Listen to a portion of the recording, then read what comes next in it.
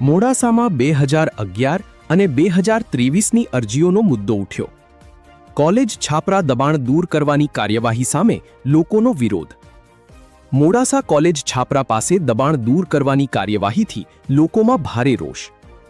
2011ની અરજીમાં 6 મીટર દબાણ દૂર કરવાનો ઉલ્લેખ હોવાના આક્ષેપ.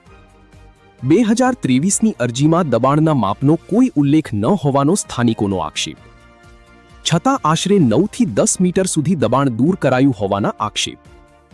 ચોમાસા દરમિયાન રોજિંદી મજૂરી કરતા અનેક પરિવારો ઘરવિહોણા બન્યા હોવાના આક્ષેપ. અસરગ્રસ્તોએ કાર્યવાહીની નિષ્પક્ષ તપાસ અને યોગ્ય ન્યાયની માંગ કરી. Bureau chief Imran Pira, Aravalli. એટલે તમારા કઈ પ્રશ્ન હોય તો પૂછો.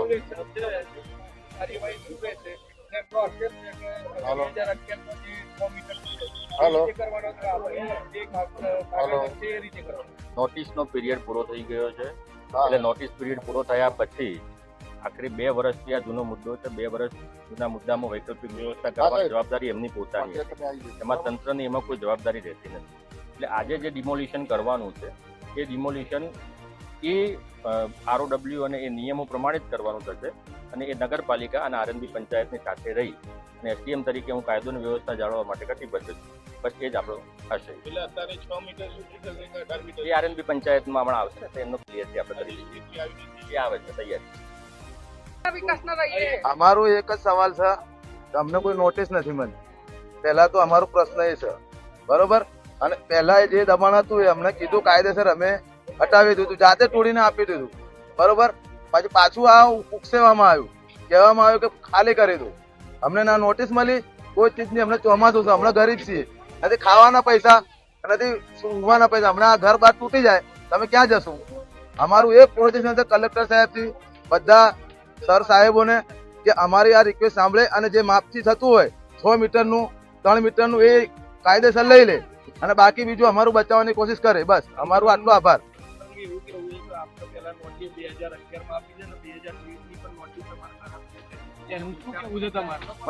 એ 6 મીટર સુધીની અમને નોટિસ સામેલેલી છે, એમથી આગળ નથી મળી. આ 2023ની અંદર અમને અમારી માંગણી એ જ છે કે 6 મીટર સુધી લઈ લે, બાકી આગળનું બચાવ કરે. બસ અમારું એટલો પ્રશ્ન છે. નગરમાં આજે જે કોલેજ છાપરા છે ત્યાં વર્ષોથી 40 વર્ષથી એ લોકો વસવાટ કરે છે.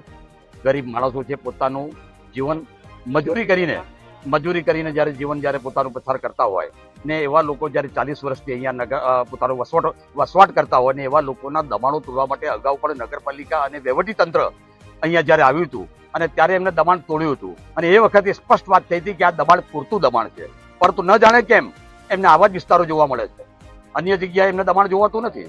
40 વર્ષથી જ્યારે જે માણસો રહેતા હોય, વસવાટ કરતા હોય અને 2011માં એમને જે નોટિસ આપે છે ત્યારે સ્પષ્ટ વાત કરે છે કે 6 મીટરની દબાણની પ્રક્રિયા જે છે એટલું તમે દબાણ હટાવી દો. પણ જ્યારે 2023માં જ્યારે નોટિસ આપે છે ત્યારે એમની મનસુબી પ્રમાણે તંત્ર એને નોટિસ આપે છે અને એમાં કોઈ 6 મીટરનો ઉલ્લેખ કરતા નથી, કોઈ પણ મીટરનો ઉલ્લેખ કરતા નથી. આજે 18 મીટરના નાજા હેઠળ જ્યારે દબાણ તોડવા આવ્યા છે ત્યારે એ ગેરકાનૂની છે. સુપ્રીમ કોર્ટે પણ ગાઈડલાઈન આપી છે કે જ્યારે કોઈ પણ ગરીબ માણસનું જ્યારે ઝૂંપડું તોડતા હોય ત્યારે એની વૈકલ્પિક વ્યવસ્થા આપવી જોઈએ અને પછી દબાણ તોડવું જોઈએ. ન જાણે આ અધિકારીઓ બેરાકાન અને ટૂંકણની નિંદ્રામાં સૂઈ ગયા હોય એવું અમને લાગે છે. કોઈ વ્યક્તિ પરમેનન્ટ નથી. આજે અમારી માંગણી સ્પષ્ટ છે કે 2011માં જે એમને નોટિસ આપી છે 6 મીટરની, એ 6 મીટરની મર્યાદામાં જે દબાણ આવતું હોય એ તોડવું જોઈએ. અને ગરીબ માણસોનું દબાણ તોડતા પહેલા સુપ્રીમ કોર્ટ અને એક માનવતાનો સિદ્ધાંત છે અને એક માનવતાના સિદ્ધાંત ઉપર એમને વૈકલ્પિક વ્યવસ્થા આપવી જોઈએ. ચોમાસાની ઋતુ આવી રહી છે, ચોમાસાનો વરસાદ શરૂ થઈ ગયો છે. આ માણસો દરદર ભટકશે. શું ભારતના લોકો છે, વિદેશના લોકો નથી કે જે વિદેશ જતા રહે? એટલે આ ભારતીય જનતા પાર્ટીની સરકાર અને આ તંત્ર જે રીતે બેફામપણે આ લોકોનો જ્યારે મકાનો તોડવા આવ્યા ત્યારે અમે સખ્ત વિરોધમાં ભારતીય રાષ્ટ્રીય કોંગ્રેસના તમામ આગેવાનો અને તમામ શહેરના લોકોનો વિરોધ કરીએ છીએ અને તંત્રને કહીએ છીએ કે આપ પણ અહીંયા સ્થાયી નથી, અમે પણ સ્થાયી નથી. આ પાપ તમે જો કરશો તો ઉપરવાળો તમને માફ નહીં કરે. અને અમારી માંગણી છે સ્પષ્ટ રીતે કે આજે અમને સમય આપવો જોઈએ અને 6 મીટરની 2011ની જે માંગ તમારી રજૂઆત છે એ રજૂઆતના દબાણ તોડવા જોઈએ. એ સિવાયનું કોઈ દબાણ તોડવું ના જોઈએ. મોડાસા કોલેજ છાપરામાં રહીએ છીએ અમે સાહેબ. મારું નામ નીરુબેન જગદીશભાઈ. આ લોકો તો 6 ફૂટનો રોડ માંગતા હતા ને હવે 6 ફૂટ અમારા ઘર તોડો છે. અમે બાલ બચ્ચા લઈને કઈ જઈએ? અમે ઇન્દિરા વિકાસના રહીએ છીએ. ઇન્દિરા એમ કહેતી હતી કે જે સરકારી જમીનમાં રહે ને એનું ઘર અને વાવવાની ખેતી, તો પછી અમને કેમ નિરાધાર કરો છો? નરેન્દ્ર મોદી સુધી આપો જોઈએ.